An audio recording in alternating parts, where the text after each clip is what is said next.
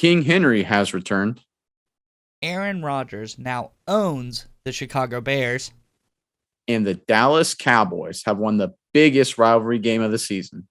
Welcome to Saturday Morning Inspection.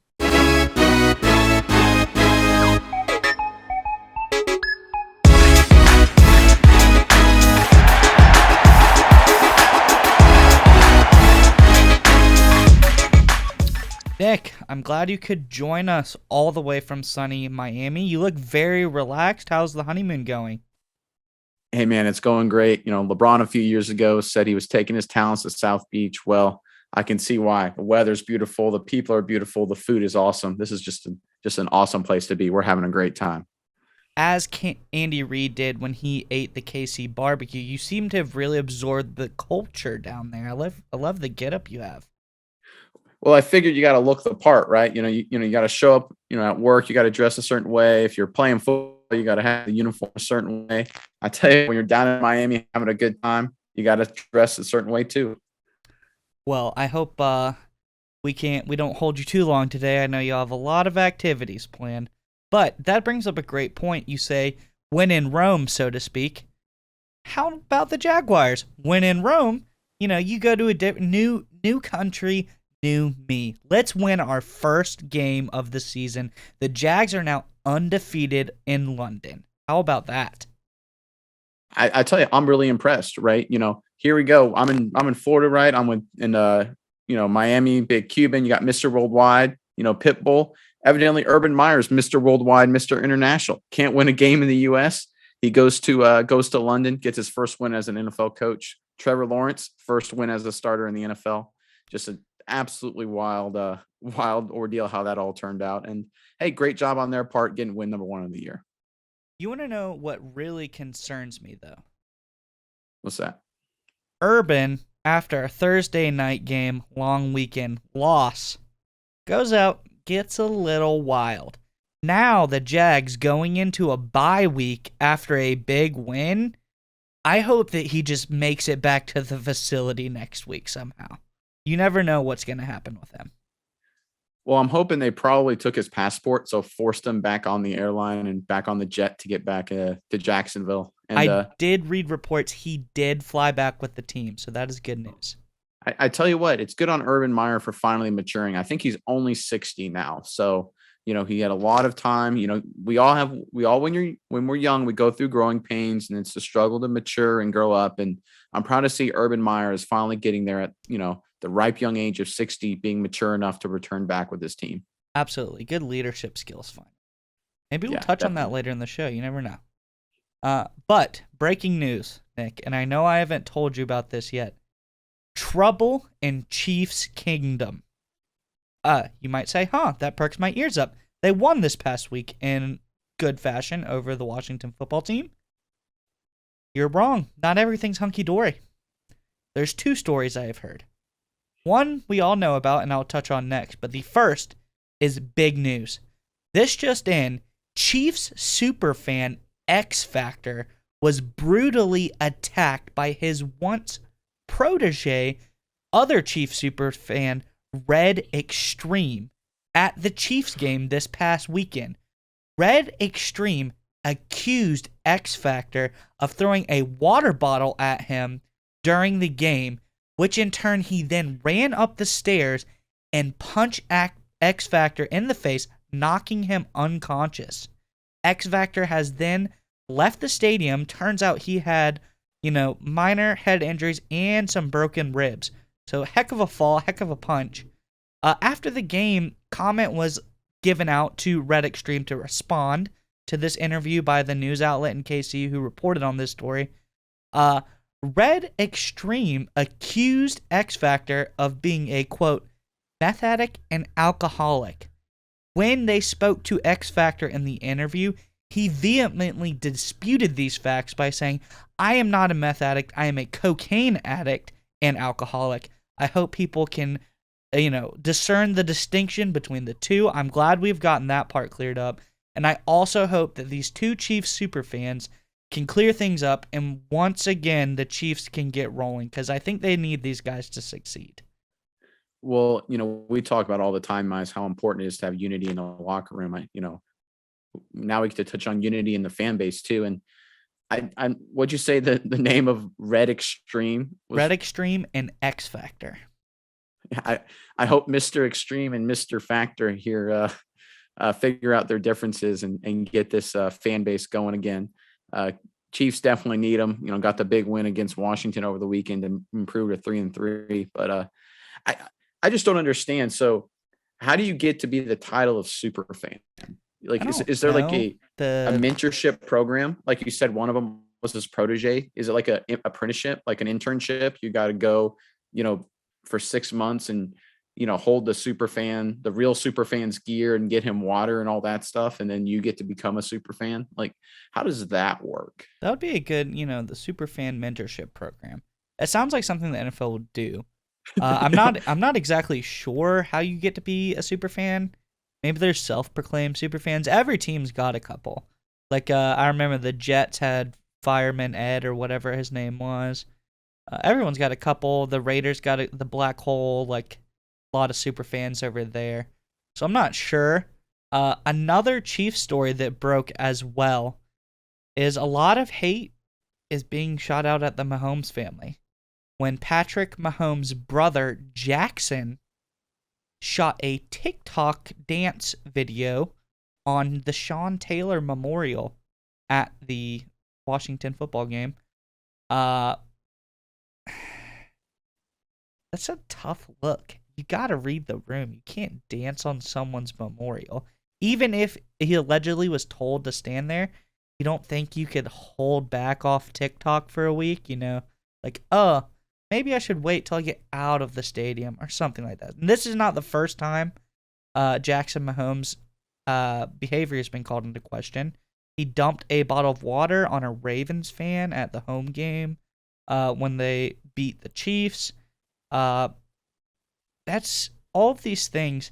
And this is all of these things brought in together makes me wonder, are all of these commercials of, sneaker fan Patrick Mahomes, are all of these distractions at home with his friends and family, are these affecting Mahomes' performance? Is this the reason that he's maybe not had quite the open to the season that they have wanted? Well, I don't know about that, but I just wonder what the heck Patrick Mahomes has to tell his little brother. I guess it's his little brother, right? Yes. What are you doing taking TikToks? I guess I'm not a TikTok guy by any means, but I think it's like a 5-second video, right? It's just really short. It's like Snapchat kind something of deal. Like that, yeah. Something quick and easy. What are you doing while your brother's about to play an NFL game, taking, TikToks on the sideline, doing all kinds of stupid stuff?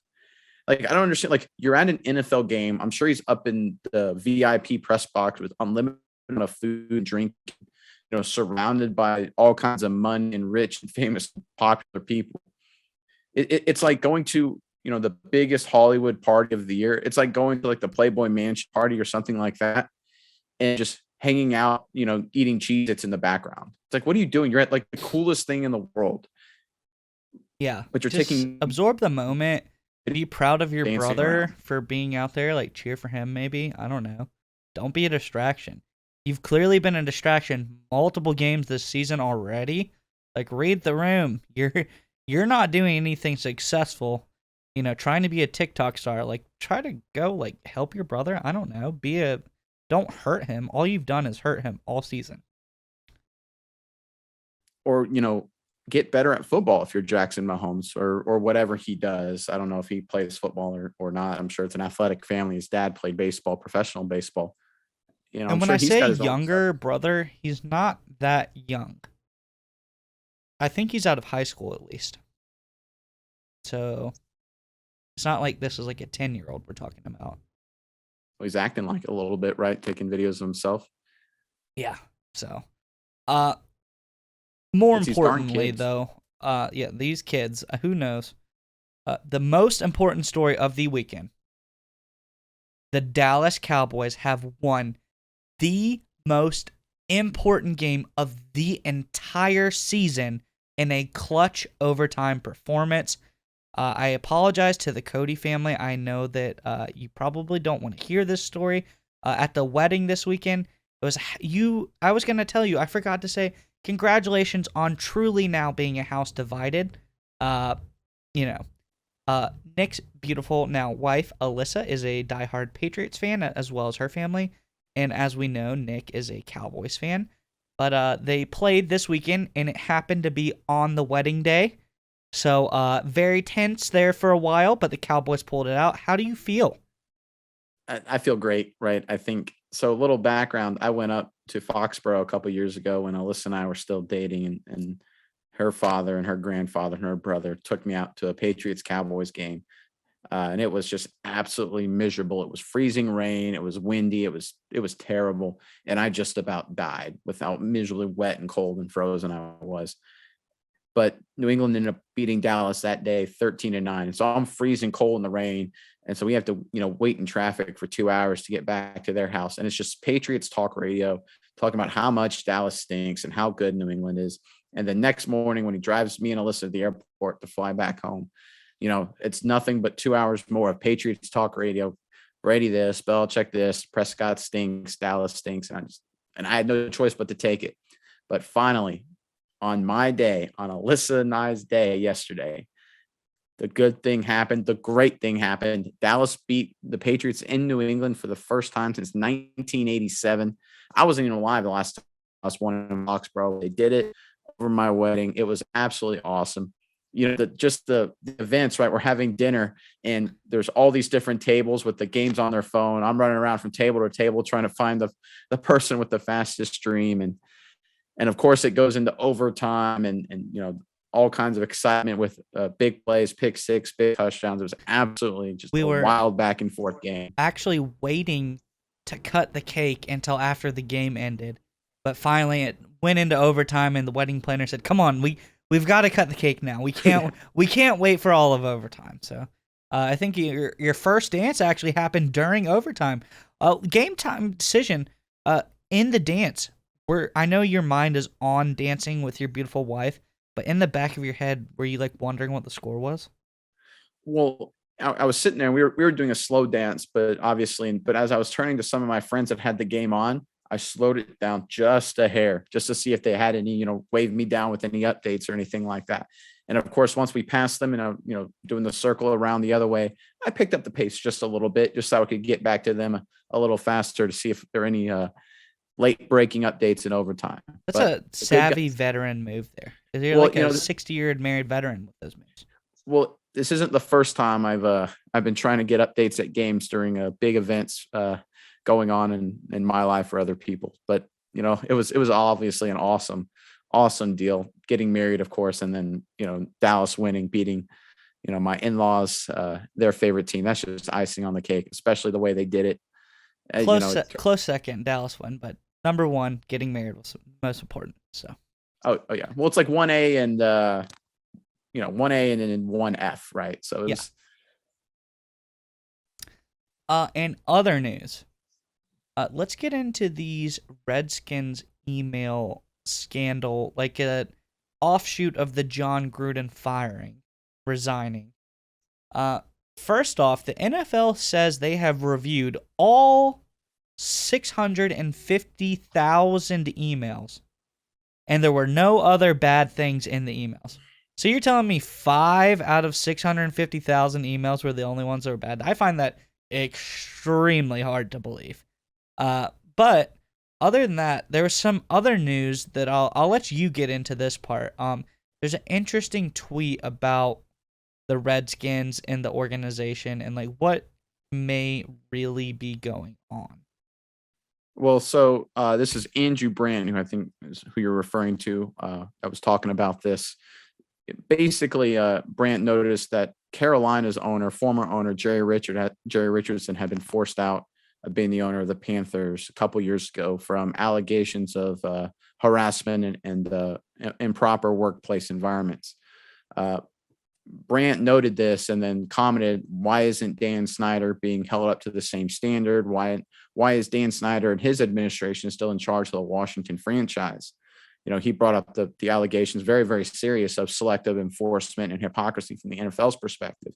We talked about this last week, and I looked it up just to make sure I pulled up the Forbes most valuable NFL franchise list, and you got Washington is number 8, Carolina is number 22. And just to reinforce that, the Nielsen ratings for the media markets, the largest media markets in the U.S., which plays a big factor in how the NFL, because a big part of their thing is TV deals and marketing, obviously. Absolutely. Washington is number 9, Washington, D.C. Charlotte, which is where the Carolina Panthers play, is number 22. So what that means is that because Washington is a more powerful franchise, there is now this appearance that they get to be above certain rules and policies that the NFL has applied on smaller franchises and smaller teams, like they did with Jerry Richardson and the Carolina Panthers a few years ago, which frankly, isn't right. I mean, there's so much going on in the NFL these days that the NFL needs to correct. And it seems to be, instead of trying to focus and cleaning up, improving the game and cleaning up the issues with the game, they're selectively enforcing different policies to different teams and different people across the league. I also read somewhere that Daniel Snyder, the leak of the emails was actually traced back to Daniel Snyder. And the way that I took it, this is my opinion now, is this was his way of saying, listen, back off of me or I'll take the whole ship down with me. I have 650,000 emails in the tank. Here's 5. Let's see how this does. Obviously, John Gruden ends up getting fired. You can say he resigned, but he was fired. He would have been fired eventually. And why did they pick on Gruden? 2 years ago, who was the coach of the Washington football team? Jay Gruden, John Gruden's brother, who badmouthed the Washington football team organization as a member of ESPN 2 years ago when Jay was fired. John Gruden. This is like a retribution, so to speak, of their hate for the Gruden family. But I feel like this is Daniel Snyder sending that message that, like, hey, you can come after me with this investigation. I'm not letting go of how you stated, the 9th most powerful or 8th most powerful sports franchise in the world. You can come after me all you want, but if you want to, basically he's saying, if you come at the king, you best not miss, because I'm releasing all of the dogs and everyone's coming down with me. Yeah, I agree. It's definitely looking like that. Especially the fact that the NFL, the reports that the NFL then took those messages from the Washington and Snyder and then started pumping them one-on-one to the Raiders to get Gruden fired, because the NFL, by their positioning and all of their social justice policies and different initiatives they've done over the last few years, they've kind of backed themselves into a corner where they have to really hardcore enforce this. And I think they, when they got were aware of these emails and started learning about all the things that were going on in the Washington organization and then launched their investigation into Washington, I think a year or two ago, I think you're exactly right here. I think Snyder says, this is my response. John Gruden is a very well-known guy in the NFL, obviously was the announcer as the coach. Here you go, NFL. You get him fired and show, this guy's going to be against you, get my other 649,900 emails that'll get the entire league office, half the GMs. I mean, there's a lot of people that worked for Jay Gruden in Washington. You look at Sean McVay, right? Yep. With the Rams. You look at Shanahan with San Francisco. They have connections to Washington. There's a lot of GMs. There's a lot of scouts that have connections to Washington. A lot of the owners, right? Like we just talked about, Washington's a very powerful long-term franchise. They've got a lot of connections throughout the league. Heck, you may even have high-ranking executives in the league office that have ties to Washington. So I think I think you're exactly right here. This was 100% Snyder and the Washington organization going to the NFL and say, hey, I'll give you what you need to get a head on a platter. We'll get rid of Gruden. You can still get to save face, but you stop your investigation into me or I'm taking this whole shit down. And I think the NFL caved, right? It was a game of chicken a little bit. And the NFL said, look, we'll get rid of Gruden. We'll try and play that PR battle and see how it goes, even though we're going to hurt the Raiders and hurt the image of the league for a little bit, just to save face and hope Snyder isn't bluffing and that he has enough information to take the league down. But let me ask you this. Do you think Snyder is just erasing all those emails, or do you think they're just sitting in his back pocket, waiting for another day? I think he's got him on a backup file somewhere. I think just like every other coach and GM in the NFL, as they get their IT to burn their email servers to the ground, I think he's got his hidden for a rainy day, maybe some especially select emails hidden, but no one's going to get them unless he lets them out. So we'll see what So happens. I I'm don't I'm think kind anything's of going to happen. I'm kind of wondering, and I'm curious because obviously Snyder was not a fan of changing the name of Washington from the Redskins to the Washington Football Team. I wonder if that's his next kind of play. If he's like, I'll change the name back to Washington Redskins, just to spite the NFL. That'll be very interesting and wild event should it occur. That'll be tough. I don't foresee that happening, but it would be a power move if he did it. Like, listen, we'll see how far this can go. Yeah. But in a different vein, same message. Aaron Rodgers proclaimed this past weekend, "I own you," to Chicago's Bear fans, as a Bear fan lady in the stands allegedly gave him the double bird salute after scoring a big rushing touchdown. He's still got the legs, by the way. But Aaron Rodgers saying, "I own you," to the Bears. I did some research. I did the looking up. When Favre gave the franchise over to Aaron, and he was the new quarterback, they were double-digit wins down to the Bears, a rivalry that's been going on for 100 years. But now, Green Bay owns the record for wins. I think they're almost 10, have 10 more wins than the Bears do. So I will say that his statement was accurate. They do own the Bears. What do you have to say about that? Well, Rodgers' record against Chicago speaks for itself. He's 22-5 against the Bears. One win in a playoff game, one win in a play-in game. I think it was week 17, about 6-7 years ago, that he beat the Bears in Chicago to put Green Bay in the playoffs. He's dominated Chicago throughout his tenure. Now, to be fair to Chicago, Aaron Rodgers has dominated a lot of franchises. Yeah, Right? I'm sure he's dominated the Vikings. I'm sure he's dominated the Lions, He's ripped Dallas's hearts out a number of times throughout his career. I just really like the fact that Rodgers still has this kind of feistiness and energy to him. It kind of has a feel of the last dance with Green Bay with Aaron Rodgers and this team, but he still has that energy. He still has that fight. That was kind of my question about Aaron Rodgers coming into this year was, well, knowing that he's got these other options, the Jeopardy and some of his other off the field endeavors that he's taking on, will the passion and energy and excitement and drive to win and the day-to-day competitive nature still be there that he's had throughout his career? And the answer is emphatically yes. I mean, he's came out with the vengeance, and the game against Chicago was maybe a little closer than a lot of us thought, but Rodgers made the plays at the end of the game, drove them length of the field, ran in for the touchdown that put him up 2 scores, I think with 3 or 4 minutes to go. Big road division win for Green Bay. Obviously a big emotional win for Rodgers with the energy he showed with huge. Yeah, exactly. Huge outburst of energy to the fans there in Chicago. And, I don't know if Rodgers has an ownership stake in Chicago, but he might as well have one now the way he's played against them the last 2 decades. Absolutely. And I personally believe this is Rodgers' last year in Green Bay. Whether he stays in football or not, I think he almost has to at this point. His best years aren't behind him quite yet. But this, like you said, last dance to Green Bay. Let's see how far we can go. And I think they can go pretty far. They look pretty good so far this year. You know who else looks really good this year? And I can say this because I'm very happy about it.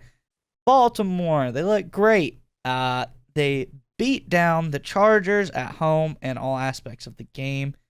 Before the game, Wink Martindale said, and I quote, "Justin Herbert looks like the guy who can throw a strawberry through a battleship."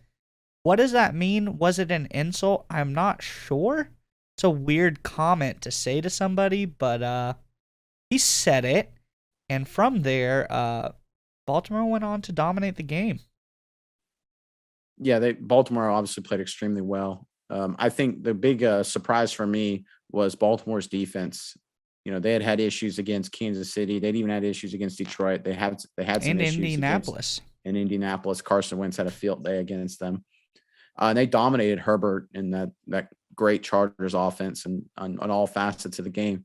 I think what was very interesting to me was how often Chargers coach Staley went for it on fourth down deep in his territory. Granted, they had fallen behind a couple scores at that point in the game, but they had, really felt, I guess, they could have matched up well in those fourth down situations and make some big plays. And credit to Martindale and that Baltimore defense. They made the plays on fourth down to stop the Chargers, and that gave that Baltimore offense really great field position, and Baltimore pulled away. I mean, huge win for Baltimore. Huge. Absolutely. And let me look up one thing before I speak out of turn. I believe the Chargers running back, Austin Eckler, only had 7 yards. Yes, 7 rushing yards. That had to be their key to the game there. They needed to be hard running the ball. 7 rushing yards. Highest rusher, Justin Herbert, 2 carries, 12 yards. So shut down the rushing game, shut down the passing game. Obviously, 34-6. They didn't do much scoring or moving of the ball. Keys for me, Deshaun Elliott back on the back end at safety. Huge playmaker. Got the interception. Got a sack. You can feel it when he's back on defense. People may not know him. Big Texas guy. Big playmaker at Texas. He's just a great player. Having him on that back end helps strengthen that defensive DB core, because we already have one DB out, and having 2 out, you can really pick on one side of the field where backup safety, backup corner are in. If the safety's back, it's a little bit more difficult. And a few other notes for this game. People will say, oh, this team's hurt, that team's hurt. I'm just going to point this out, okay? Notable Ravens on the IR this season. Our starting running back, J.K. Dobbins. Our other starting running back, because we have a stable approach to running backs, Gus Edwards. Our starting corner, Marcus Peters, is out. Starting middle linebacker, who usually lines up next to Patrick Queen, Malik Harrison, has been good in his absence, but LJ Fort is out. Our starting left tackle, who is now officially out for the rest of the season, Ronnie Stanley, is out. Our starting blocking tight end, who is a huge deal in Baltimore for running the ball, Nick Boyle, is out, who is slated to return for this week's game, which I'm happy about that. And Derek Wolfe, our starting defensive tackle, is also out. And Justin Madubuike has been pretty good in his absence, but Derek Wolfe is just a dog up front, and he was for Denver for many, many years. Von Miller attributed many of his sacks to Derek Wolfe, so I'll be glad when some of these guys can start to come back, but they're still 5-1. So they've played great, even amongst all the adversity, and I think it's just a special season. Lamar's making his case for another MVP season. They're making their case that it doesn't matter who we lose, we can still go far. Well, I think it's a credit to the GM, Eric DaCosta, right? Because so much because the NFL is a salary cap league, which means your salaries are limited. A team can only spend so much money on player salaries each year. It means you have to really focus who you pay and how much you pay them. And what DaCosta has obviously done with that organization is through the draft and free agencies, they've built a lot of depth, because you don't have that level of injuries, especially at those key positions, and still put a good product out on the field on Sundays without having a lot of depth and managing the money, not overpaying, but understanding who you have to pay to bring in the building, maybe a little extra. They let Judon go. He was a great player, has played very well in New England, but, that was too much money to spend on defensive linemen. They spent some more money on depth in some key positions. And I agree, Baltimore's got a lot of players coming back. They're going to be a very, very interesting team down the stretch in that AFC. And I think a lot of the credit goes to general manager Eric DaCosta. Last point on Baltimore, I'll say 2 things. One, my key to all of this is the stellar left tackle play of Alejandro Villanueva, former Pittsburgh Steeler. He's played really good this year, and I think all of the offensive line has played well, as well as the just defensive unit as a whole. Rookies are coming in. Second-year guys are coming in, and we're getting, it feels like, more pressure, especially veteran outside linebacker Justin Houston came in, has made a big difference. We're getting more pressure than we've ever gotten before. We always used to get pressure, but we never converted that to sacks. Plenty of sacks to be had this year. Right. And I think a big part of that is, winning, focusing and winning in the trenches on the offensive defensive line, like you've noticed and like we've talked about before. That takes the right mindset. You got to bring in the right guys. You talk about Villanueva was a free agent. Houston was a free agent. And understanding that they're good fits. You're looking for smarter, savvier, more veteran type guys. Then you balance it out with some young rookies or some other young players that have come in and have to make plays. And I think that kind of team building approach has done very well for Baltimore this year. And we saw it on Sunday with how they played LA. All right. Moving on from there. Other notable wins this week. The Raiders fight through adversity without all these head coaching changes, everything that they've had to go through in the media. Pull out a big win. Good for them. Anything you want to say on the Raiders win? Yeah, I think this is just more of a obviously big moment for that team, and I'll talk a little more about that later on our other leadership segment coming up. I think this is more an indication of Vic Fangio as a head coach of their opponent that last weekend, which was Denver, how he has totally lost control over this season. They started 3-0. They've lost 3 straight. This was a big chance for them to get a win against a Raiders team that had some off the field issues, to say the least, right? Yeah. And they couldn't do it. They got beat, and they got beat bad. Teddy Bridgewater has struggled. He's had some injuries, but he's played poorly. That defense that we thought was going to be really, really high level, adding Surtain into the mix, has not been playing well at all. Secondary has been abysmal. It's been very, very bad, very, very bad. And I think it's time Fangio probably feels himself on the hot seat a little bit as a coach. I mean, that's a brutal division. They find themselves at the bottom of that, tied with Kansas City. And as much as Kansas City has issues, I think it's a no-brainer that Kansas City is playing better than Denver right now. Yeah. I think Denver is heading towards a last place finish, and it's not looking good for Fangio in his tenure in Denver. Not at all. Let's see here. On the list, I have some, funny stuff. Myles Garrett decorates his front yard this year for Halloween with the gravestones of opposing quarterbacks. I thought that was quite funny. A good humorous approach to, saying, I'm good. Other note, Myles Garrett has also been randomly drug tested twice after going sleeveless in a game. The NFL saw those guns. Myles Garrett's obviously an athletic freak. And they said, hey, this guy might be on HGH. Let's test him. First, as a piss test, he passed that. And then the second week he goes sleeveless, they give him an HGH blood test. He passes that as well. So NFL's on to you, Myles. You can't look that good and, not be on something. So they're going to figure it out eventually. He is an athletic freak. I think the gravestone thing is an interesting choice on his part after he literally almost decapitated Mason Rudolph a couple of years ago. I think he, as long as he doesn't put Rudolph in that graveyard, I think he may be okay. In terms of the NFL's random drug test, yeah, it's strange how you only get a randomly drug test after a big game or a big moment, right? When you stink and you have a garbage day, the NFL. Good on Garrett to still being at least testing clean. He's obviously been a destructive force in his tenure in the league so far. And I feel bad for any quarterbacks that have to go up against him. They may find themselves in that graveyard of his before Halloween. You know who took offense to it is another guy who had a huge day, and I'll let you speak on this. Kyler Murray actually talked to him after the game. He said, hey, I don't belong in that graveyard, big boy. You're not getting me. So would you like to speak on Arizona's dominating performances this season? Yeah, they blew me away last week. They're the only undefeated team left in the NFL, which I didn't see coming. I'm sure very few people did as well. They didn't have their head coach, Cliff Kingsbury, due to some COVID-19 protocol issues, along with some other coaches and some other players.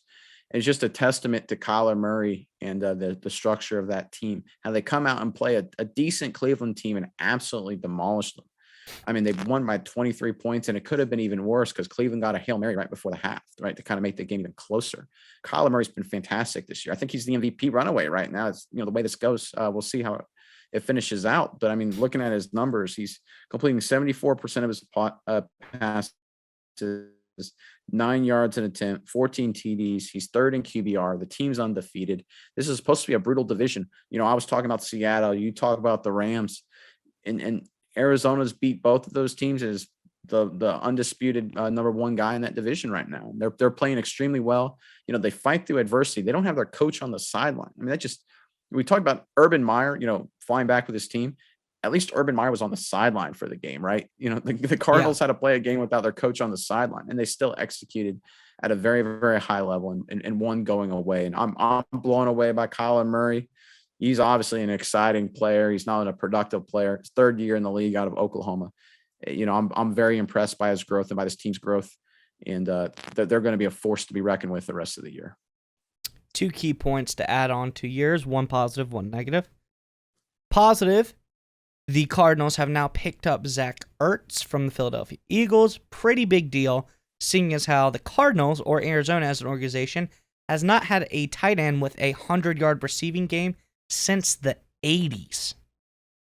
Folks, that's a long time. This is a good tight end. Obviously, Dallas Goedert has replaced him in Philadelphia, but Ertz on this Cardinals team could be dangerous. Second point on the more negative side, the Cardinals are obviously extremely hot right now. Do they slow down? Has they caught fire too early, as many teams can do? Is it better to catch fire late and run it into the playoffs, or can they keep this momentum up? If they can keep it up, well, then all power to them. I think they have every chance in the world to make a deep run in the playoffs this year, but they haven't really had any injuries. They haven't had too many, other than losing their coach to COVID, but he's coming back. They haven't had too many things to fight through. It's been a pretty ideal season for them so far, and it's only getting stronger with the addition of Ertz. I wish them the best, because if my team makes it to the playoffs, to the Super Bowl, that would be a worthy opponent to go against too. Yeah, I think Arizona, you hit on it. They've had kind of a smooth start to the year with injuries and some of the other things. But it's football. That's a big part of it, right? Who can be healthy, throughout the year. And even if they slow down, because they've already won 6 games or 6-0, they've had some big division wins, and they're already in a strong position to win some tiebreakers. And when it comes to seeding in the playoffs and clinching the division in the playoffs, I think they've done very well. I'm very impressed with the defense, right? They're not dominant, but they're good enough with that offense. Murray has continued to just grow as a player. AJ Green, as a free agent, has stepped in to make some big plays. DeAndre Hopkins, is obviously a superstar. And I think getting Ertz at tight end it's just another weapon, right? I think the Cardinals organization has realized that the stars are kind of aligning this year, kind of shaping up to be their year kind of moment, especially once Russell Wilson got hurt and Garoppolo's had some injuries with San Francisco. This division that was supposed to be brutal is a little less brutal. And so they're going all in. They're putting all the chips in the middle of the table. They're doubling down, whatever card game analogy you want to use. Let's get while the getting is good. Right. This is, like the old Kenny Rodgers saying, you got to know when to hold them and know when to fold them. They know this is their chance to hold them. And they're committed to a championship kind of run out in Arizona. And last point, rookie sensation Rondale Moore is looking really good. I didn't even know who that was when they drafted him. He looked like a superstar. I will say, playing next to DeAndre Hopkins and AJ Green probably opens you up for a few bigger balls down the field. So maybe, that has helped him out a lot. But nonetheless, you got to still catch him. So he's doing good on that aspect. Last thing we have to talk about, not to say the least, is actually a huge game, huge day for us in our picks department. This was the deciding factor going into Monday Night Football. We are all tied up at 7-6. And this Titans-Bills game, you called it. I will say it. You called it nail on the head. Bills in for a big upset game. I wouldn't say it was so much of an upset as the Titans willed this win through a one-man wrecking crew of Derrick Henry. Yeah, he's been the last few years. He's been absolutely incredible. He ran for $140 and 3 scores. Tannehill's production in the passing game to A.J. Brown and Julio Jones was essentially all play action. It was unbelievable. It was either a power to out of shotgun or under center to Derrick Henry, or a play action off that same play to hit A.J. Brown or Julio Jones over the middle with some crossing route or something like that. Look, Derrick Henry's just taking over this league over the past 3 years as a runner. I looked up, he has 783 rushing yards this season through 6 games. That's number 1 in the NFL. Number 2 has 523. To put that in perspective, the difference between number 1, Derrick Henry, number 2, Nick Chubb, the difference between those two guys is the difference between Nick Chubb at number 2 and the number 30 ranked leading rusher. Derrick Henry is essentially lapping the entire NFL. Remember, there are only 32 teams in the league. So Derrick Henry is essentially leading the second leading rusher in the NFL and the rest of the league on top of that with his production. Absolutely unheard of. The fact that he doesn't get as much MVP consideration is kind of a shame, because I don't know if we'll ever see a guy as dominant as Derrick Henry has been, especially with how much the league has gone to a passing game. He's been absolutely the focal point of that offense, to say the least. Even with some injuries on that offensive line and some upheaval at some of the skill positions, they've continued to hand him the ball with a lot of success. Great job, Derrick Henry. Big win for Tennessee at home Monday night against Buffalo, and this is kind of the win I think Tennessee needs to start their season turning around. Absolutely, and like you said, people say, "Oh, who's it gonna be? Is it gonna be Dak? Is it gonna be Lamar? Will it be Murray, Brady, Stafford, Rodgers? Who's it going to be?" It's an insult to not put Derrick Henry's name at the top of that list. He's got 10 touchdowns this season, 783 rushing yards through 6 games. Only 3 players in NFL history have done that. You know who those 3 players are? Derrick Henry, Jim Brown, and Eric Dickerson. Hall of Fame elite company. He is a absolute monster in the NFL's passing league. He runs away. His 76-yard touchdown, effortless. No one even touched him. I love seeing guys going out in the middle of the field with a wide open Derrick Henry rushing down and have to make a business decision.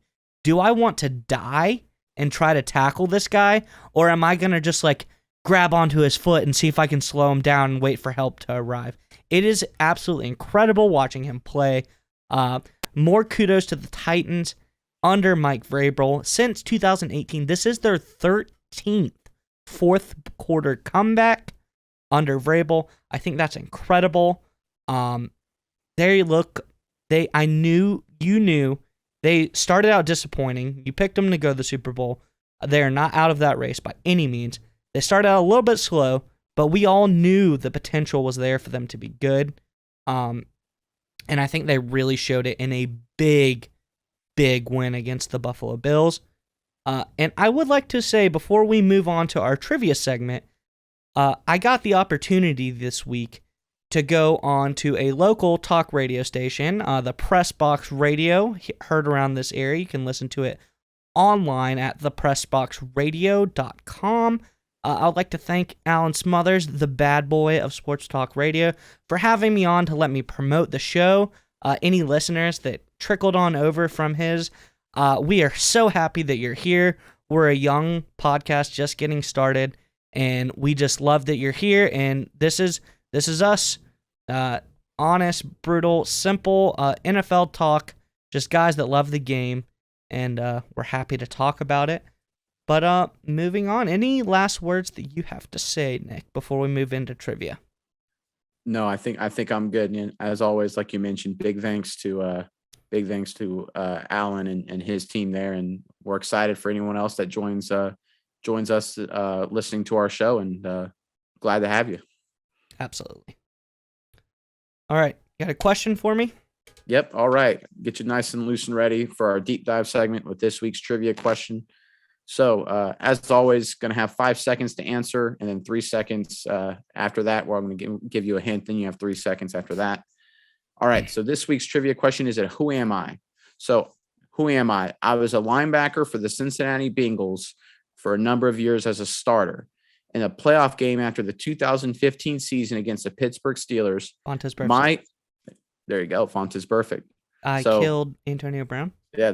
Well, I said it a little nicer than that. It says my quote unquote controversial shot to Antonio Brown resulted in a 3-game suspension and putting the Pittsburgh Steelers in field goal range to beat me in the playoffs, which you obviously got as Well, Vontez Perfect. being an AFC North fan, as soon as you said I was a linebacker for the Cincinnati Bengals, I already knew who it was because there wasn't that many linebackers to the Cincinnati Bengals. But to your credit, as you're always thinking, that was the perfect question to lead us into our deep dive topic this week, which is, are the new concussion rules, targeting, taunting, all defensive pass interference, offensive pass interference, the whole game, are these rules and implementation of these rules softening or ruining the game of football too much? I think this will be a bit of an opinion piece on what we think, but we have some pretty good opinions, I believe. Would you like to get us started, Nick? Yeah, definitely.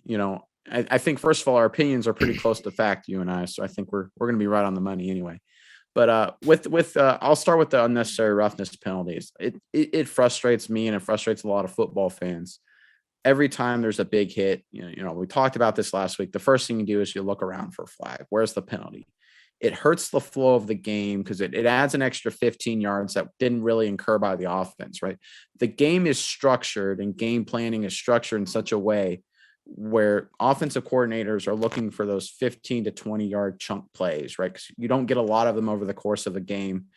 You get a lot of the 4 or 5 yards, the short passes, and then you look for those big plays, those kind of intermediate 20, 25 yard plays, 15 yard plays, over the course of a drive in a game. I think these 15-yard unnecessary roughness penalties just shift it so much to the offense because it's essentially handing them a free one, especially if it's a roughing the passer and it was an incomplete pass or something like that. It's handing them a free chunk play, which makes it so hard for the defense, and it makes it so hard for teams to manage the game effectively and control the flow from that side of the ball. Because so many times you can get a stop or get in a good third down situation or deliver a big statement hit or something like that on defense, and it just adds 15 yards net effect to the offense. It's just tough to play defense that way. I understand the NFL is looking to put up more points and get more yards and get more fans, more exciting, more highlights. And I 100% understand that. But the way you don't do that is by stopping the flow of the game and handing the offense 15 yards. I've seen drives this season. I'm sure you see it too, where, the running back had 15 yards rushing, the quarterback had 20 yards passing, but it was an 80-yard touchdown drive because there were 3 15-yard penalties tacked on to 3 of those plays. We want to see the offenses execute against the defenses at a high level. And I think the NFL can adjust rules to maybe support that plan. But this egregious amount of 15-yard penalties for unnecessary roughness and late hits is just absolutely hurting the watchability of the game in a way that's not needed, right? You can find players, hit them in their wallets really, really hard for these, if you think they're an unnecessary helmet to helmet hit or something like that. And obviously if it's an egregious foul, penalize them during the game, but don't hurt the flow of the game for questionable 15-yard penalties that make it so hard to play defense. What do you think about this? I love what you said there because I'll tap into my previous life. Before I worked in the film production world, I was a police officer for 5 years, and I have an interesting perspective on this. As a police officer, going through police academy and other things, one thing they always told you, and I think this goes for the refs, your strongest tool, it's not your gun, it's not your car, it's not your handcuffs. It's the word discretion. You have discretion to implement these laws or these rules at your discretion. If you see someone trying to pull up, and yeah, maybe their face mask or side of their helmet hits somebody else's helmet, but they're trying to pull back and it was just, it was going to happen. It's not intentional. They're not leading with the crown of their helmet. They're not trying to kill someone, take their head off of.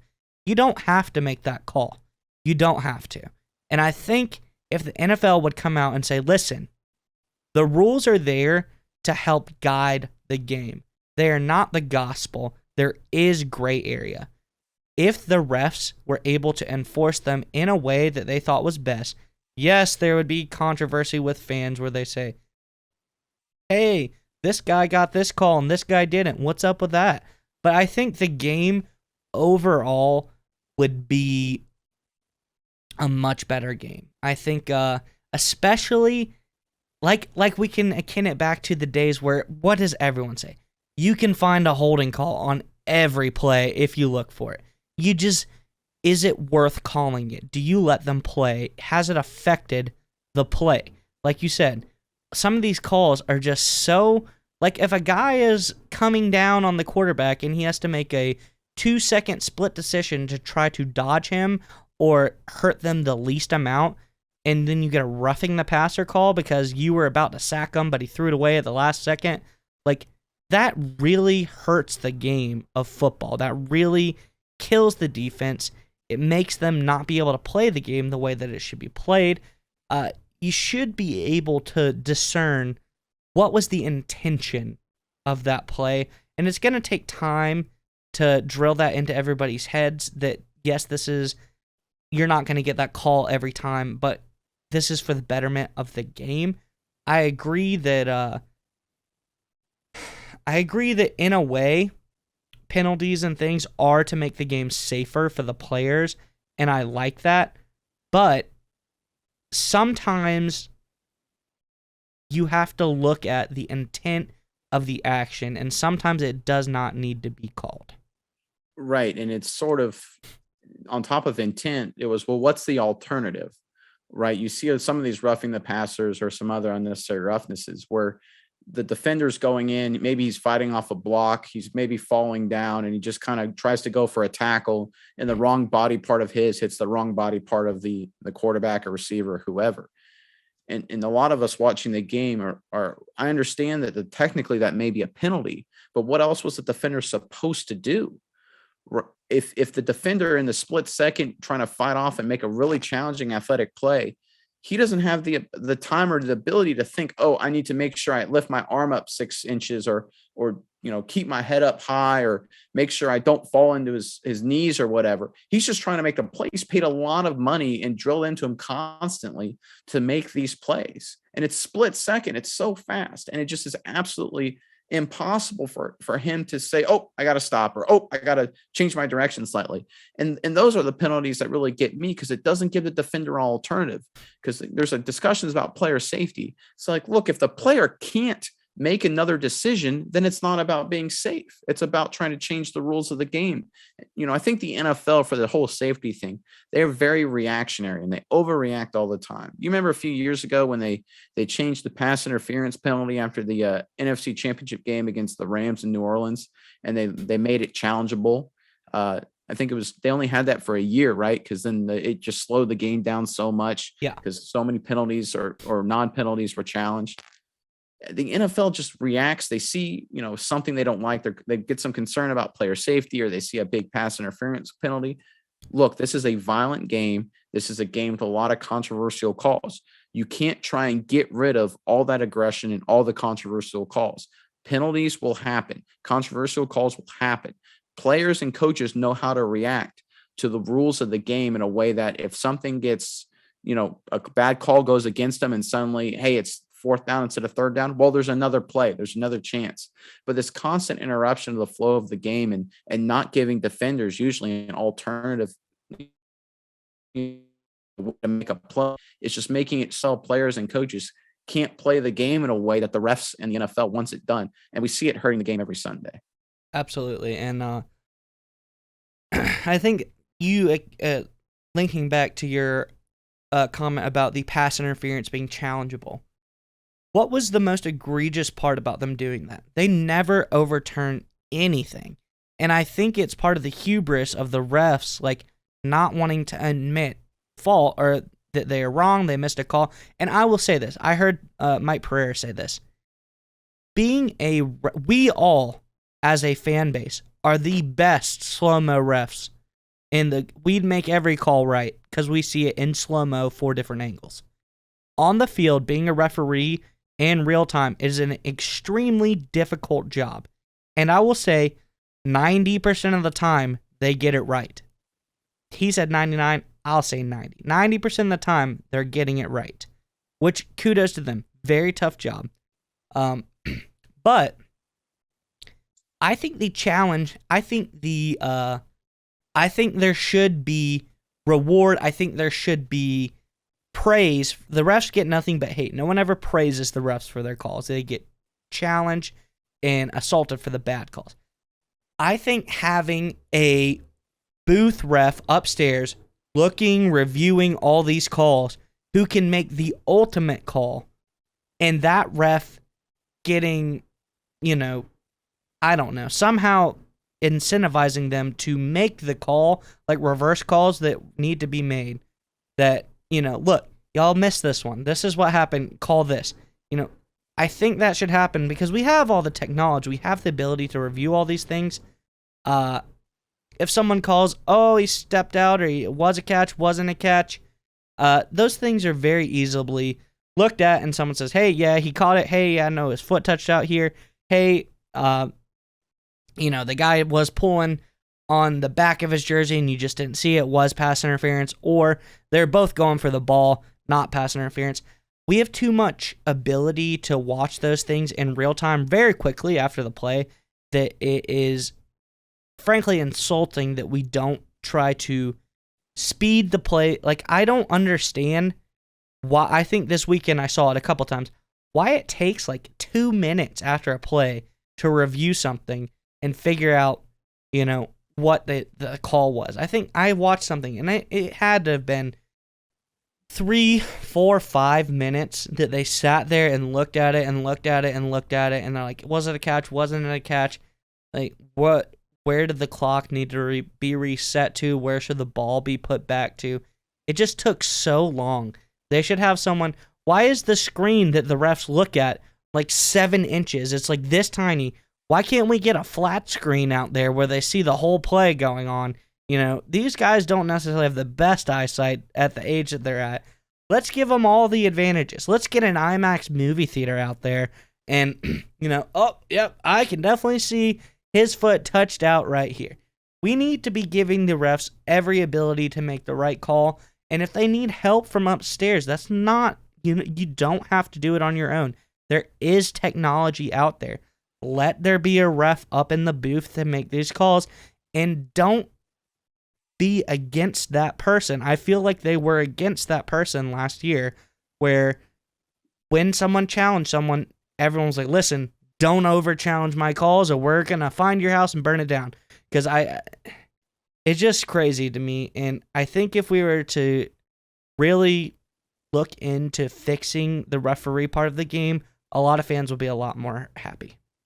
Yeah, I think I've felt there's 2 ways the league can go. And of course they picked the worst. They've kind of stuck between the two, the worst situation. They've been lukewarm about it, so to speak. One is remove replay completely. Right. The NFL existed for 30 years without replay or longer than that.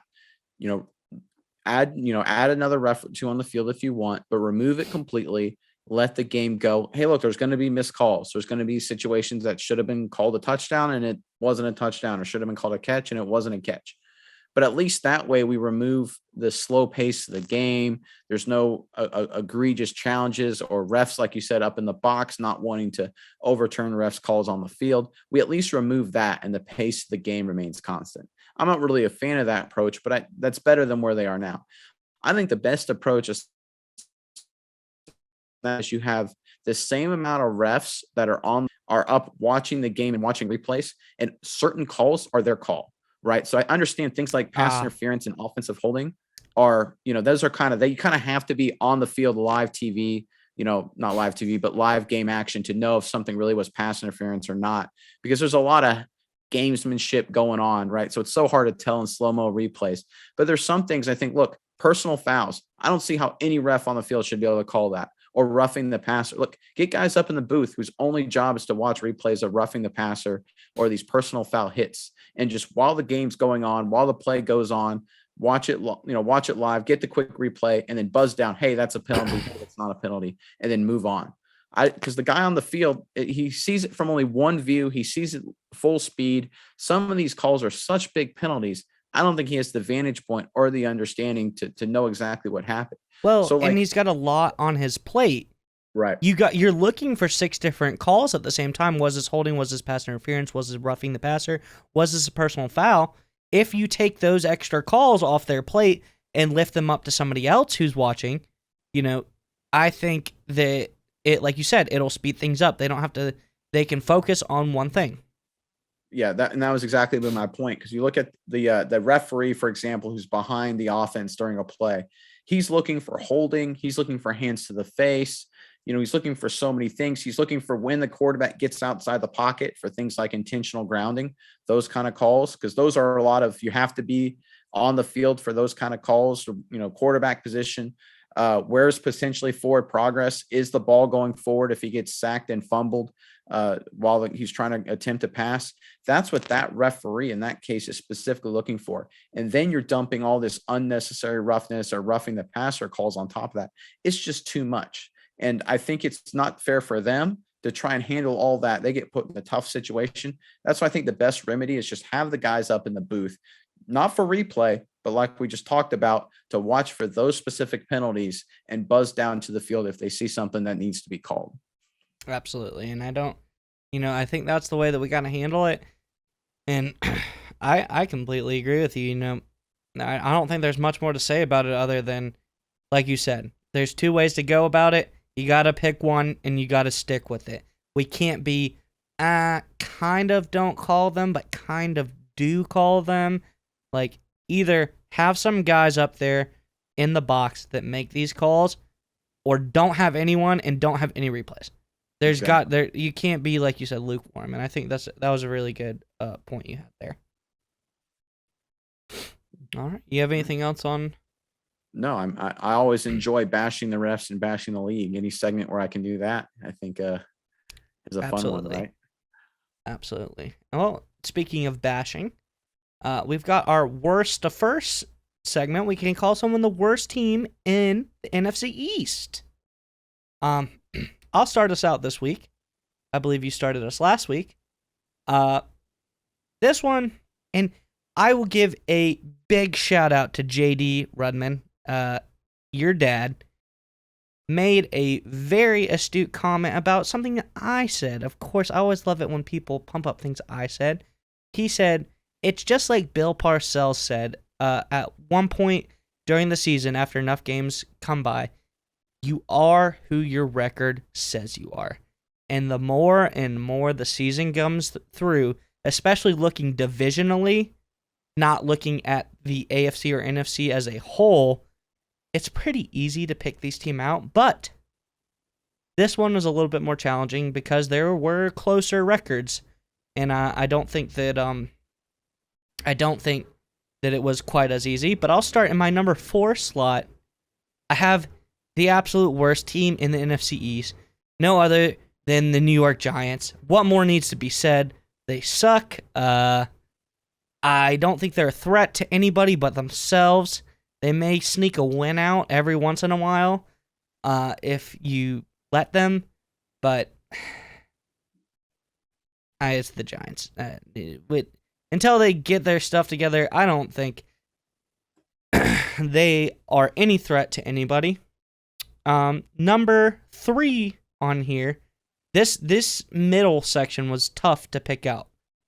I have the Eagles in number 3. They have underperformed this season with their guy, quote unquote, in Jalen Hurts, a guy they drafted for the quarterback position who they thought would be good. I think overall they had the pieces and they have who they want, but the way they've performed, just overall, every roster spot, they are worse than the teams that are ahead of them on this list. And with the 3-3 record, I'm putting them as Jalen Hurts may not be the guy. We got to see what happens. Number 2, I have the Washington football team, and it's a team that I think has the second best position groups on this list outside of quarterback. And that is why I have them in the number 2 spot, because they have done more with less at the QB position, which is obviously the most important position on the field. I think that what they have done ever since Fitzpatrick has been gone, Heineke has stepped up and he's done okay, but they have done pretty okay with not having what I would consider a starting caliber quarterback at the helm. Heineke could be the guy, but let's be honest, you've seen him. He's done enough to them not lose, but I don't think that he is going to be your QB of the future. And finally, easy number one, Dallas. Clear number one in this division. It's not even close. Crazy good offense. Have been playing pretty amazing on defense lately, especially Trayvon Diggs in that secondary. Micah Parsons, Leighton Vander Esch, all have been playing real good. With some key injuries at the defensive end positions. I think that Dallas, the more and more the season goes on, they are a top-tier threat to make a deep run in the playoffs this year. And that's a good list of mine. I always appreciate any listed as Dallas at number one. So I'm going to run through mine, kind of similar thoughts, a little different there in the middle. I got number 4, worst team. That's the Giants. Look, they've been bitten by the injuries. They've got Barkley's out. They've Sterling Shepard's out. Their rookie Tony's out. Daniel Jones had a concussion against Dallas. Look, they're just not a very good football team. They're not very deep. Joe Judge is their head coach. He was another Bill Belichick assistant who appears to be struggling in a new job. They're the worst team in that division. I don't think it's really that close. They just got killed by the Rams. They got killed by Dallas the previous week. They're kind of teetering right now to a really bad losing streak potentially. So it's not looking good for the Giants this season. I think number 3, I got the Washington football team. 3 and 2 were kind of a toss up to me. I think the only thing is quarterback, and it's because Heineke's streaky. He has games where he's really good. He has games where he's not so good. He's a backup, so it's not really his fault. But I think that lack of stability at the quarterback position really hurts Washington to be a contender. And look, that defensive front that's supposed to have, that does have Chase Young and Montez Sweat and all those guys, supposed to be a really stacked defensive line. They're not getting it done like they were last year. And that's the reason they're not quite the threat they were last year. I have them at number 3. Number 2 is Philly. Look, I think it's a Jalen Hurts show. I'm really impressed with Jalen Hurts. He's had great games against Tampa. He had an opportunity against Philly. He had a few chances against Dallas. Dallas just made some plays and pulled away. I think he has the ability to create big plays. He's got a lot of talent. Trading Ertz is going to be fine because I think Goddard's stepping up. They need some health back on that offensive line. Lane Johnson is now back in the fold. I think they've got some players on that offense. Their defense has some issues. I don't think they're a great team by any stretch of the imagination, but I think they're better than Washington and New York. I have them at number 2. And number 1, I'm right there with you, is Dallas. Look, I think they've overperformed offensively and defensively. I think defensively, it's a little bit of a mirage. They give up a lot of yards and a lot of big plays, but they have made some big plays of their own on defense. You mentioned Trayvon Diggs. He's obviously made a number of them.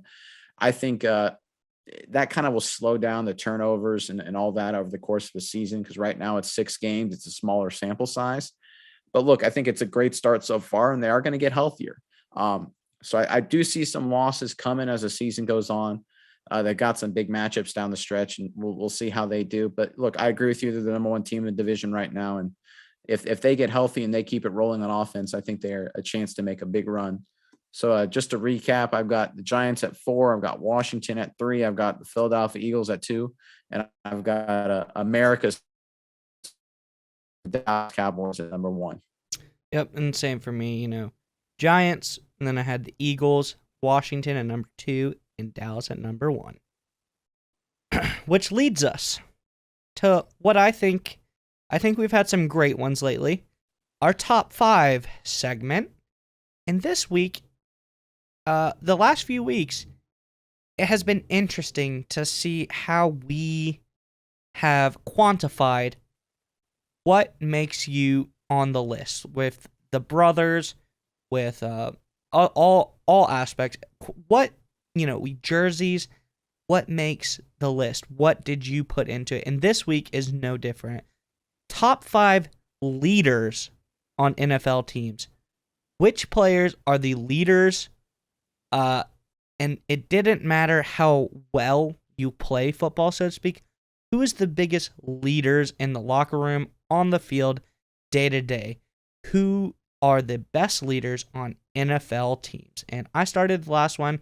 I will let you start this one. Sure. So I'll start with number 5 and work my way up the list. And I'm going an interesting take here. I'm going Jimmy Garoppolo. And this is just a story of, look, the 49ers are bad when he doesn't start. They're good when he does. And the big knock on Garoppolo was, well, he has a lot of physical talent, but it's all about decision making and things like that. And Mike Shanahan's offense, and they've got a lot of players around him. If we put someone else in with some physical talent or more physical talent, they'll do just as well. Look, they put in Trey Lance. They put in some other guys over the last few years when Garoppolo was hurt, and they didn't perform better. In fact, they performed worse, and the team has lost a lot without Garoppolo. I think at a certain point, you got to attribute it to how he handles being the quarterback. Call it leadership, call it game management, whatever you want to call it. Just that difference between the San Francisco 49ers when Jimmy Garoppolo is the starter and when he's not the starter, it reeks something dramatic, and I got to attribute it to his leadership, because physical talent, the starter when he got hurt, when Garoppolo got hurt, was Trey Lance, is uber talented, and the team got significantly worse. So I think a lot of their success with Garoppolo has to go on his leadership. Number 4, very surprised about what happened with the Raiders this weekend, but I think it's a tribute to Derek Carr. They won after John Gruden was no longer the head coach of the organization. A lot of upheaval. I think Derek Carr handled that like an absolute professional, an absolute leader. This locker room, I think, was kind of ripe for a big blowout defeat. That playing a Denver team that had won some games and had a chance. It's kind of a rivalry game. I would not have been surprised if Vegas would have gotten killed 40-3 or something just awful. But Derek Carr rallied the ship. He's done this a number of times in his career. He's won 12 games as a starter. He's had some big comebacks. He's been kind of a goofy guy, but he has kind of kept that locker room together. He handled the move from Oakland to Vegas last year very, very well. I think he's kind of jumped out, especially after this Gruden situation, as a top leader in the National Football League. I have him at number 4. Number 3, another kind of interesting guy, it's Aaron Rodgers. Look, a lot of the criticism on Rodgers has been that he's not a great leader in the locker room or in the organization. It's obvious that the players on that team, and probably the coaches too, gravitate toward him. They feed off his energy. They feed off his talent. He's got kind of that Pied Piper thing, right? Where he may not be a real demonstrative leader. He may not be the most normal leader that you think a guy in that position would be, but players on that team follow him. They want to be around him. They want to play with him. They want to play hard for him. And it's shown up in Green Bay's record. They're 5-1. I think a big part of that is Rodgers' leadership. Number 2, we talked about Arizona earlier. I'm going J.J. Watt. Look, I'm not a big J.J. Watt guy historically, but the fact of the matter is Arizona is a different team this year than they were last year. And a big part of that is the attitude in that locker room. I feel like they were a young team last year. Taking on some form of success was new for them. They're handling it so much better this year. They overcome every obstacle. They lose Cliff Kingsbury, COVID protocols like we talked about. That puts a lot of pressure on leadership on the team, internal that locker room. I think Kyler Murray took some of that on, but I think J.J. Watt's leadership and personality handled a lot of that, and that's a big reason why they beat Cleveland. And look, throughout his career, we've seen it with J.J. Watt. He's done so much in the community. He stepped up, raised a lot of money for the city of Houston. He is an absolute grinder as a hard worker. He treats his body very, very well with a lot of hard workouts, a lot of diet. He's overcome a lot of injuries. He continues to be a role model and leader in the later part of his career. I've been very impressed with J.J. Watt recently, especially this last Sunday. I have him at number 2. Number 1, you got to go with the guy who has 7 rings, right? It's Tom. He's done the last 21 years. He's won Super Bowls, division titles. He's won. It's unbelievable. He's been extremely healthy, right? The TB12 method and pliability and the avocado ice cream. He treats his body and his craft so well. He's so focused on just winning. And that kind of example, backed up by his incredible, absolutely ridiculous resume, is such a leadership model for his team. He goes to Tampa, right? They were a decent roster before him, 8-8, 9-7, winning some games, but maybe underperforming. He goes to Tampa. They win the Super Bowl that last year. They're one of the best teams in the league this year. And I think a huge part of that is Brady's leadership. He's my number 1 leader. And my underrated guy, a guy who just missed the cut, I think this little wild card here, I'm going Tyrann Mathieu, Kansas City Chiefs. Look, to be a defensive player on Kansas City, you're not part of a good group, right? But I am absolutely impressed with Matthew's energy, his his excitement. He's clearly, I mean, you see him yelling at teammates on the sideline. He's holding his teammates accountable for not performing and hurting the team right now. He's backing it up. He's making some big plays on his end. That's what he's paid to do, make plays. He's bringing that energy, though, and trying to hold his other teammates accountable, when he's not making those big plays, whether it's in game or on the sideline. And I think that shows a lot of leadership, right? I think sometimes some guys, hey, my team may stink, but I made an interception, so I did my job. It's the other guys that got to do their part. Well, he's not only doing his part, he's also trying to hold his other teammates accountable, because I think he's smart enough to know that with their offense, they should be better than 3-3, and it's the defense holding them back. And I think his willingness to openly and vocally continually hold his teammates accountable on the defensive side of the ball is commendable, and shows strong leadership on his part. So to recap my list, I've got Jimmy Garoppolo at number 5. I've got Derek Carr at number 4. I have Aaron Rodgers at number 3, JJ Watt at number 2, Tom Brady at number 1, and then my underrated leader is Tyrann Mathieu from Kansas City. And you can't argue with that list. I think we took two different approaches. You took more of the front house leader guys, undeniable leaders of the team, on a little bit different route. I went the backroom sort of leaders, guys you might not hear from a lot, but big leaders on the team.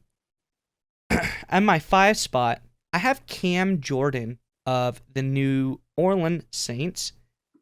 He's a big leader on that defense, pretty outspoken guy. His level of play is there. He's always been a great player, and he's always led by example. He's a guy that you can look up to we talked about, do they need to be a role model? I think he is a role model. I think he does all the right things. But on that defense, everyone looks to Cam Jordan to make a big play. Everyone looks to Cam Jordan on how hard they should work, where they should be going. I think he's a great player on that team. Number 4, I have Andrew Whitworth of the Los Angeles Rams. Big tone setter on that offensive line. Offensive side of the ball in general, I think everyone looks up to him as maybe they should take some keys from him. What is he? When he speaks, people listen. He's got a lot of wisdom, a lot of experience. I mean, heck, he's almost in his 40s. He's able to set an example for those around them. Never really had too many issues. He's just a hard worker, a guy that does what he needs to do to get it going. And I think it's shown. They've showed a lot of improvement on the offensive line this year. I think Matt Stafford in there. I think his leadership has helped propel them, and they're a contender for the playoffs now. Number 3. What have I said multiple times? Do your job. And that's what you have to do when you're on the New England Patriots. You have to do your job to the best of your ability, no matter what it is. You know who does that better than anyone else? Is Matthew Slater. He's been around for years with the Patriots. Always around. He may not be a starter on offense or defense all the time, but he is an incredible special teams ace. And I think that's a key. Just being a special teams ace doesn't mean you have a spot on that team. I think that the reason he hasn't been expendable through all these years is because of his incredible leadership abilities in the locker room. A good guy to keep around, and he's constantly voted a team captain year in, year out. Everybody looks up to Slater. He's been around this Patriots organization as long as I can remember, and they're a team that's not afraid to let somebody go. Number 2, I took a look at home and thought, who is the best leader on the Ravens? People may have their opinions, but to me, it's very big, no-brainer. Calais Campbell is still a top-tier player, been in the league for so many years, and you can see an defensive line unit that maybe hasn't traditionally been the focus of our defense, more strong linebackers, safety, DB core. Calais Campbell came in and has elevated that room. Everybody on this team looks to Calais. They look to him to make the big plays during the game. They look to him after the games to pick him up if they lose, to cheer him on if they win. Everybody looks at Calais Campbell. He truly has been a great leader for this team. He's changed the culture of the defensive line room. He has absolutely shined as a captain. And Baltimore does it weird, For captains, they don't have the same captains. They pick them every week. There's new captains as who comes out. He consistently gets picked all the time. And I think just the complete culture change that he has made on this defensive unit really is a testament to his leadership ability. And finally, number one, if you can do it for one team, you should be able to do it for many teams. And what guy has changed the culture of many teams more than Ryan Fitzpatrick? He literally comes into every team, and he is the glue that holds these consistently bad teams together. When you look, he's always the guy talking at the podium every year. Doesn't matter what team he's playing for. Always a guy at the podium. He's always in the quarterback room getting all these guys together, even though he knows that he's not going to be there for the long term. He's just the guy to get them to the next guy. And that's okay. He's okay with that because I think he knows his role. And he comes in, instant leader in the quarterback room, instant leader on the offense. He elevates, I feel like he is the one player that instantly comes in and will elevate, especially a bad team, up a few levels. He will get them playing to where they need to be. And that's where the term Fitzmagic comes from. Because when he comes in, his leadership ability and his intangibles come in, and he really can elevate a bad team to give them a couple of magical games and get them through a tough season. And finally, my underrated guy, and he's only underrated because this year hasn't necessarily been his year, but another Green Bay guy, I think Mason Crosby is a guy that's been around for a while. It's consistently been a captain on that team, and he's been around since, 2007? I think people have to look up to him. Throughout the years, he's been a great kicker. Him and Aaron have been around that team the longer than anybody, and I think he's just a great leader on that team who everyone knows Aaron Rodgers, but right next to him, Mason Crosby's always there as a guy that Aaron looks up to, a guy that Aaron talks to consistently. He's the leader's leader. So, that's my list. I got Cam Jordan at 5, Andrew Whitworth at 4, Matthew Slater at 3, Calais Campbell at 2, Ryan Fitzpatrick at number 1, and my underrated guy is Mason Crosby. Yeah, I really love a good Fitzmagic inclusion into a list. That's a different take on it, right? But it is a form of leadership to being able to handle that transition in a locker room and to do it professionally. Not make waves, make sure everything goes smooth. Yeah, absolutely. All right. Do you want to move on to our game of the week game picks? Do you want to go first, and then I'll take the go first on the second game? Sure. I will take Tampa versus Chicago. I think that this is a pretty big game this week. Divisional game. To be quite honest, there weren't a ton of games that jump off of you at the paper this week. Not a lot of crazy good games. Obviously, a lot of buys coming into play now, so there's less games to pick from. I think this game has the potential to be good, but it also has potential to be a blowout. I think it'll be a little bit closer because that Chicago defenses have really gotten Brady flustered lately. Good defensive play. I think when he went to New England, solid pressure from Matthew Judon off the edge really helped keep that score down. Obviously, some motions and being back home helped as well. But the next game that he played, and let me double check. I think it was the Eagles they played last week. Yes, against the Eagles, 28-22, kept it close. Strong defensive play from the Eagles. Really, I think that the Bears, and they have some pretty key pieces around their defensive unit, have the potential to fluster Brady enough to give themselves a chance. So I'm gonna take the Tampa Bay Buccaneers here, but I do think that the Bears can have a chance to keep it close.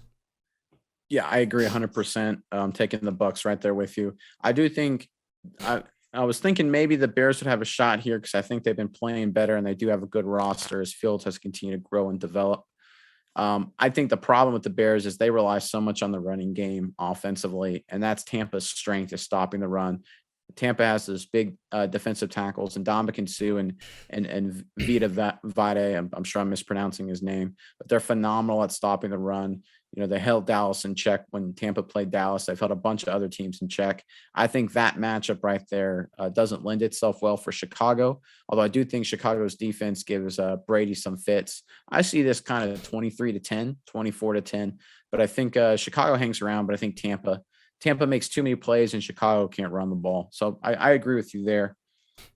I'll go ahead and go first on our second game, and that's Kansas City at Tennessee. Look, both teams got wins last week, much needed. I think Kansas City, they beat Washington, but they look bad for about 3 quarters doing it. Mahomes has been a turnover machine. I don't trust them right now. They're so inconsistent. They have defensive issues at so many levels, especially on the back end, but also in the front seven. They're 27th in stopping the run. Kansas City is. Tennessee is going to run the football in Kansas City. Tennessee is going to throw the football in Kansas City. I think Tennessee is going to score a bunch of points. Look, I don't think Tennessee's defense will do much against Kansas City offensively. So I think we're looking at a shootout here. But Tennessee just won a shootout at home. I think they're up for another one at home too. I think I'm going to pick Tennessee to keep their winning ways going. I think they beat Kansas City at home again this Sunday. And I think Mahomes' turnovers will continue to plague them. And I think the running game of Tennessee wears down Kansas City. So I'm picking Tennessee here. I picked them for the exact same reason you did. Derrick Henry. I think if you go back and look at Kansas City's losses this year, if we scroll up a little I have all the games pulled up here.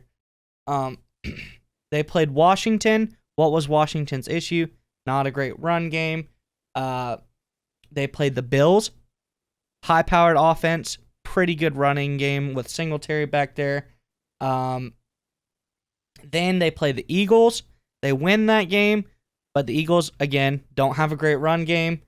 They play, let's see, I know they played Baltimore, and Baltimore has a great running game. Beat them there. They play the Browns, very close. Browns have a great running game. We're able to keep it close. I think Derrick Henry is going to have a field day. I think I read he runs for 217 yards.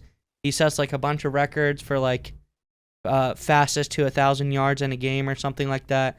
I think he gets there. I think they run the ball and run it a lot and run it successfully, and I think that's why they win. My game to watch this week. Lions versus the Rams. 2 quarterbacks who switch teams finally get to meet each other. I think it'll be a very interesting game to watch. I think it'll be interesting. I know Campbell has come out and said that they're kind of disappointed in Goff's play. He needs to pick it up. It's only so many times you can cry and say, our guys played hard, they played great. He's come out and made the call to action. Jared Goff, we got to play better. We got to play better, and you got to play better. It's not just you, it's the whole team around you, but we got to do better. And the Rams, Matt Stafford, coming back to town. Obviously, it's a very high-powered team, contender for the NFC right now, and they're going to meet each other, and there's going to be a lot of emotion on that field. Do I think the Lions can win? Absolutely not. Do I think that it might be an interesting game and there could be like a good half of football in there? I absolutely do, and like I said, there wasn't a ton of games on this week that really jumped off the paper at me, but I picked that game just because I think it might be a little bit funner to watch than people might think. I got the Rams by a couple, but I think it'll be a fun game to watch. Yeah, certainly an interesting storyline. Goff, Stafford, the return there. My game of the week is I'm following my continued trend this season of trying to find some good upsets. As an underdog, very interesting. Taylor say that one more Heineke's time. been very streaky. Washington against Green Bay. Washington against Green Bay. Gotcha. Yep. So I think Taylor Heinicke has been very streaky this season. He's had good games and bad games. Had a little bit of an off game against Washington, against Kansas City last week. I think he plays much better against the Green Bay defense that's given up some solid performances to opposing quarterbacks. Look, Jameis Winston had a good game against them. Joe Burrow had a lot of good games against them. Even Jared Goff had a good 3 quarters against this Green Bay defense. Like, I think Taylor Heineke and that Washington offense will be able to move the ball in Green Bay. And they, Green Bay has played some close games, right? They've had some battles against Chicago. They've had some battles against, we talked about Detroit. They just had some issues pulling away from teams in some of these games. They needed that wild kick catastrophe game to beat Cincinnati the week before. I think Washington feels a little like they let one slip away against Kansas City. Green Bay is a pretty big favorite here. I think a lot of people are thinking Green Bay is going to continue rolling. I kind of waiting for Chase Young and that defense to break out. I think they're going to want to make a statement. I think Taylor Heineke plays well. Like I said, I think Washington pulls the surprise upset and beats Green Bay here. That's an interesting take. And so those are our game matchups of the week. You want to keep rolling right into our gut check segment? Let's check the gut. We've been doing pretty good so far. I'm currently 28-18. You are 30-16. We were tied 7-6 going into Monday Night Football. And that was the decider for us. I finished 7-7. You finished 8-6. Big Titans upset. You picked out another gutsy upset. We're going to go over all of our picks again once we hit them on this list. So starting off, Nick, Browns versus Broncos. Who do you got? This one's tough. The Browns are so hurt. I think it's almost a battle of the medical lists. I think Denver wins. I also have picked the Broncos. I believe we both have picked the Titans to upset the Chiefs, if you want to call it an upset. Mm-hmm. You've picked the Washington football team to beat the Green Bay Packers. I'm going to have to stick with the Packers here. I'm not going to be as aggressive as you are, but I commend you, and this could be the difference maker. I can see where you're coming from. Next up, we have the Bengals versus the Ravens. Who do you have here? This is tough. Baltimore's playing too well, though. I have to agree. Like I said, I've seen them win too many miraculous games and beat too many really good teams. I'm not picking it against them until I don't think I can ever pick against them this season. So I'm just going to ride that train and keep it going. Up next, we have the Carolina Panthers versus the New York Giants. I think I know what you're going to say here. Yeah, the Panthers are reeling, but the Giants are so beat up and so bad. I think this is sort of a redemption opportunity for Carolina. I'm going Panthers. Yeah, I got big Panthers game here. Doesn't matter who's playing. I think no matter what, they're going to find a way to win over the New York Giants. Now a more interesting game. We've got the Atlanta Falcons versus the Miami Dolphins. Who do you have here? So Miami has fallen apart. They lost 5 straight games. I'm going Atlanta. I also have picked the Falcons. Even though they have struggled somewhat this season, we saw the demise of Miami in London this year, this past week. They just do not look like a good football team to me. Speaking of good football teams, the Jets are not one, and we have the Jets versus the Patriots. I will say, we forgot to mention this. Kudos, Zach Wilson made huge improvement. 0 picks thrown last week. 0 picks thrown last week by Zach Wilson, so that's huge improvement. He may not have played last week, but still a clean game by him. Who do you got in Jets versus Pats? So I think this is New England. New England's playing better. Played well against Dallas and Tampa, and they beat Houston the week before. I think Jets are still going through growing pains. I think New England wins this game. I would have to agree with you here. New England, tough loss to Dallas, took them to overtime. Dallas is somebody I consider to be a very good team. And the Jets, I think, are one of the worst teams in the NFL right now. And I think the Patriots got to beat up on their younger brother in their division a little bit this time. So let's go Patriots here. Another interesting game. Raiders versus Eagles. I think this is Vegas, right? I think Derek Carr showed me a lot with his performance. And I think that offense, I think they're going to put all kind of points and yards up on Philly. I think Jalen Hurts and that Philly team found a little lightning in the bottle last week to beat Carolina. I don't think they find it this week. I'm going Raiders. I'm going to have to go the opposite direction of you here. I think Raiders had a little magic last week with rallying behind their new coach.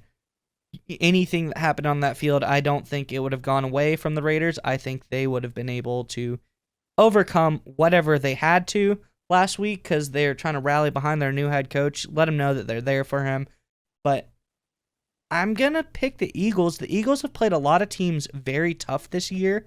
I know I rank them rather low in our worst to first, but I think that they can upset some teams, and I think the Raiders are a team that is upsettable. So we'll see how that one plays out. Next up, we have the Lions versus the Rams. I believe we both have the Rams here. Yeah. Bucks versus the Bears. We both have picked the Bucks. Texans versus the Cardinals. This is Arizona. They're playing too good. Houston's not very good at all. Yeah, I don't even know how you could pick anything else but the Cardinals here. Another game that we have. This is a big one. This one has potential for upset. Niners versus the Colts. Who do you have here? Garoppolo should play. If Garoppolo plays, which I think he will, I'm going Niners. I also have that caveat. If Garoppolo play, I'm going to go ahead and pick it because I'm assuming he's going to play. And if we lose, we lose. So be it. But it looks like Jimmy G will play. And I think that he, like you said, they can rally around him coming back and bring out a big victory for the 49ers, much needed. So I've seen the Colts. They can lose the ball game in tragic fashion. I think the 49ers are the team to do it to them. And lastly, huge Monday Night Football game, Saints versus the Seahawks. Russell is still out. Who you got here? Geno Smith has played well, but I think the Saints have handled themselves really well. I think Jameis Winston will grow in that offense. I'm going New Orleans. I also have New Orleans, even though by a miracle and some weird call referee stuff going on, the Seahawks were able to take the Steelers to overtime, and I don't necessarily think the Steelers are a very good team. Like you said, the Saints have beat some good teams this year. They've been, so not too bad of a team. I think the Saints keep it going against a Seahawks team who is down, and I think they can overcome a Geno Smith-led Seahawks. And that, my friend, is the last game that we have to pick this week. I know you got a big week planned. We won't keep you for too much longer. I'm glad that you could join us on your beautiful honeymoon in Miami. To everyone at home, if you stuck around this long, just make sure you can go find us at Saturday Morning Inspection on YouTube, Apple Podcasts, and Spotify Podcasts. Give us a like, subscribe, watch the videos, leave us a comment of anything that you would like to see on any of these videos, and we'll be sure to respond to anything that you have to say. Go to our website, smishow.com, and I'll have links to everything. I have our latest videos, our newest takes on things. As well, you can check out our Twitter, SMI Football Show, and you can see us live tweet during some of the games. See our thoughts, see our jokes. We do have funny jokes sometimes, so if you give it a look, I assure you will not be disappointed. Nick, any last words? Oh, no, thanks. Big thanks to everybody who came out to the wedding, and big thanks to all those who continue to listen and follow and support us. Like Maya said, leave us a comment, leave us a like, leave us a subscribe. Big thanks to all our listeners, and can't wait for this weekend of football. Absolutely. All right, I'll see you next week.